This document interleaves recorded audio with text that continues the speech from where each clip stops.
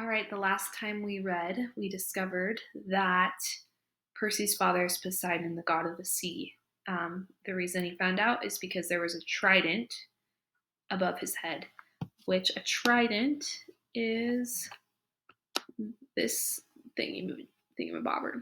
So we're going to read more and find out how Percy feels about his father being Poseidon. It says, Chapter 9, I am offered a quest. The next morning, Sharon moved me to cabin 3. I didn't have to share with anybody. I had plenty of room for all my stuff, the Minotaur's horn, one set of spare clothing, and a toiletry bag. I got to sit at my own dinner table, pick all my own activities, call lights out wherever I felt like it, whenever I felt like it, and not listen to anybody else. And I was absolutely miserable. Just when I'd started to feel accepted, to feel I had been home in cabin 11, and I might be a normal kid, or as normal as you can be when you're a half-blood, I'd been separated out as if I had some rare disease.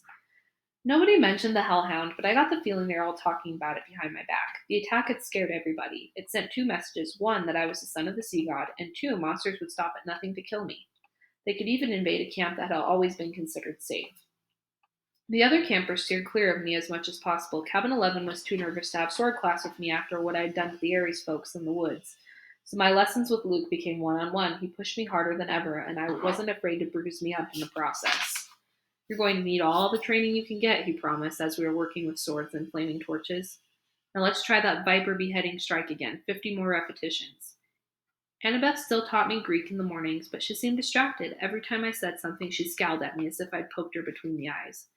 After lessons, she would walk away muttering to herself, Quest, Poseidon, dirty, rotten, gotta make a plan. Even Clarice kept her distance, though her venomous looks made it clear she wanted to kill me for breaking her magic spear. I wish she would just yell or punch me or something. I'd rather get into fights every day than be ignored. I knew somebody at camp resented me because one night I came into my cabin and found a mortal newspaper dropped inside the doorway. A copy of the New York Daily News opened up to the Metro page. The article took me almost an hour to read because the angrier I got, the more the words floated around on the page. The headline said, Boy and mother still missing after freak car accident. Sally Jackson and son Percy are still missing 1 week after their mysterious disappearance. The family's badly burned 78 Camaro was discovered last Saturday on a North Long Island road, with the roof ripped off and the front axle broken. The car had flipped and skidded for several hundred feet before exploding. Mother and son had gone for a weekend vacation to Montauk, but left hastily under mysterious circumstances. Small traces of blood were found in the car and near the scene of the wreck, but there were no other signs of the missing Jacksons. Residents in the rural area reported seeing nothing unusual around the time of the accident. Miss Jackson's husband, Gabe Ugliano, claims that his stepson, Percy Jackson, is a troubled child who has been kicked out of numerous boarding schools and has expressed violent tendencies in the past. Police would not say whether son Percy is a suspect in his mother's disappearance, but they have not ruled out foul play.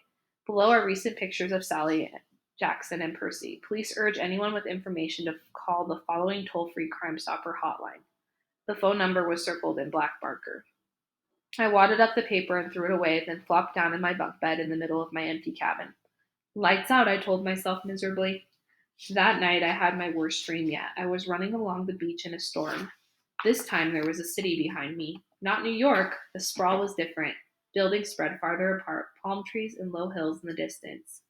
About 100 yards down the surf, 2 men were fighting. They looked like TV wrestlers, muscular with beards and long hair. Both wore flowing Greek tunics, one trimmed in blue, the other in green.